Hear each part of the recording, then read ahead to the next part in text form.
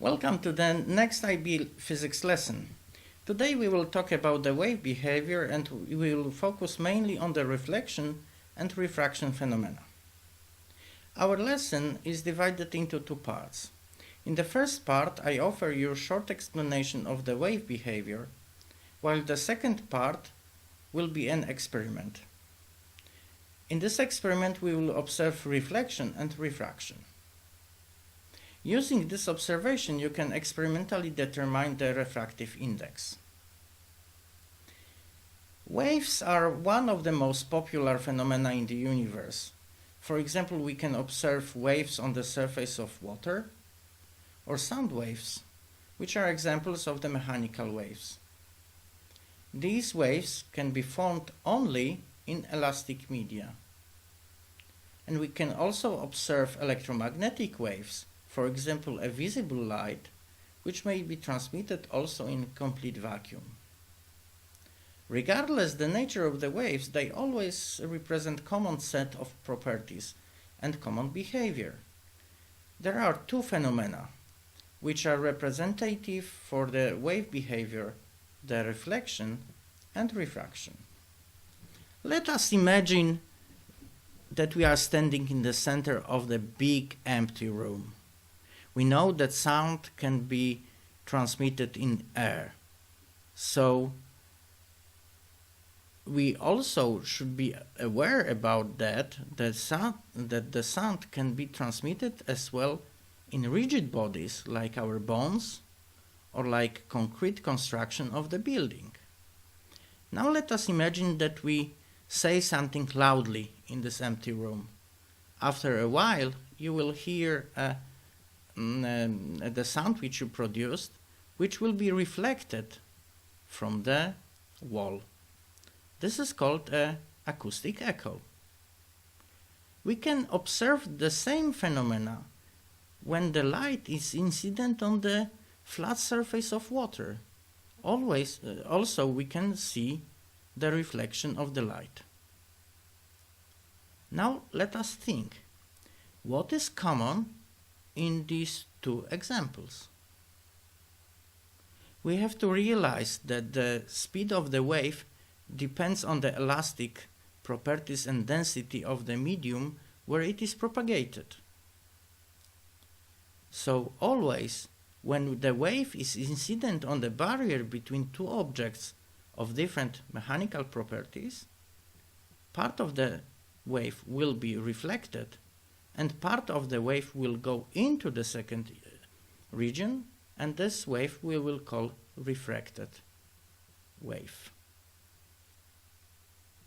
We have different dependency for mechanical waves such as sound and electromagnetic waves such as visible light. The mechanical waves have bigger speed in objects which are more rigid, like for example metals or water or concrete, while the electromagnetic waves have the biggest speed in vacuum.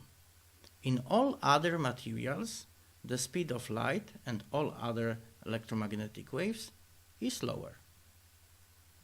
Now let us imagine two regions, like I tried to show it on the picture which you currently see. We have region 1, which may be, for example, air, and region 2, which may be, for example, water. We have a ray of red light. This red light is inciding on the barrier between these two regions.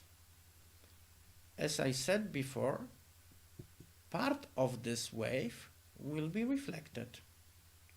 Now we can draw a line which will be perpendicular to the barrier between these two regions, and this line will be called a normal line.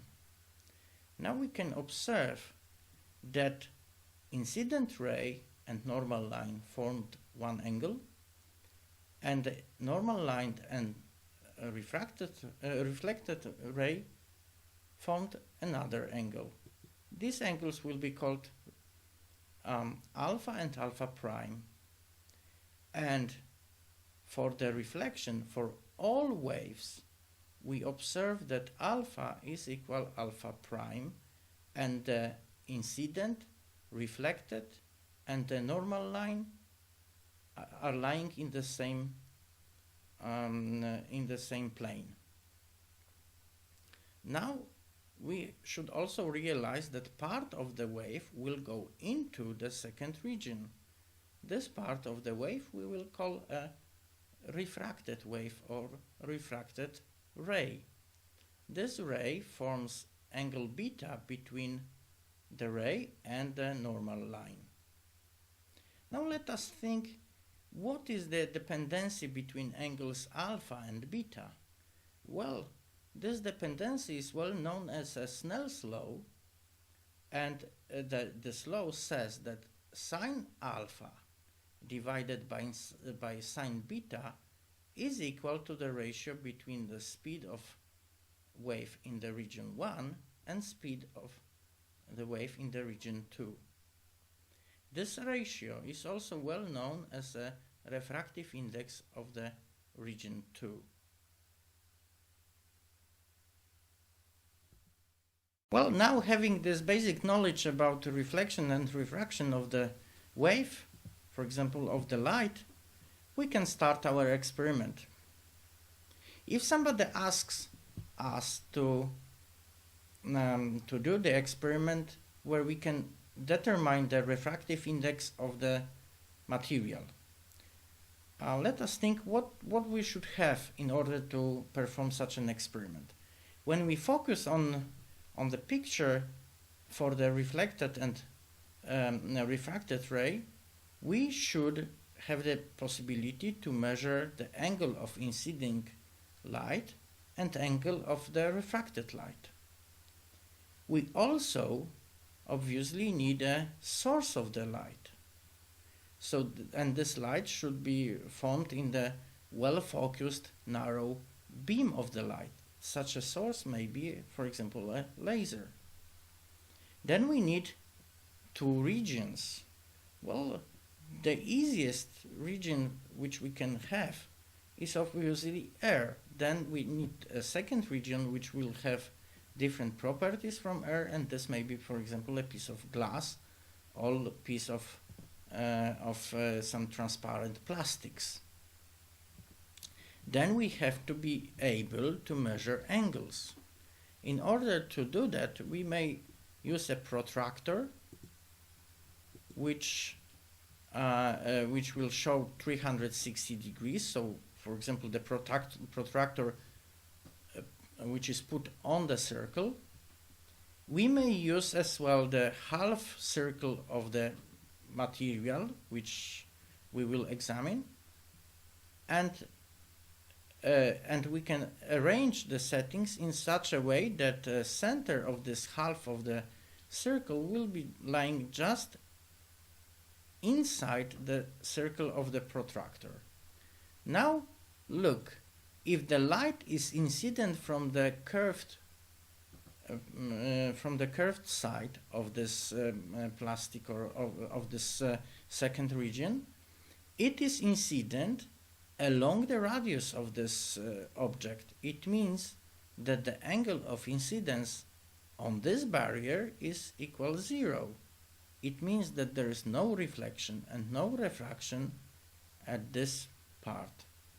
But if we observe the light which is going through the medium 2, through the region 2, and it is going to the region 1, now we easily see that it is an incident on some angle, at some angle, and then we can, of course, we should be able, of course, to observe the reflected and refracted ray.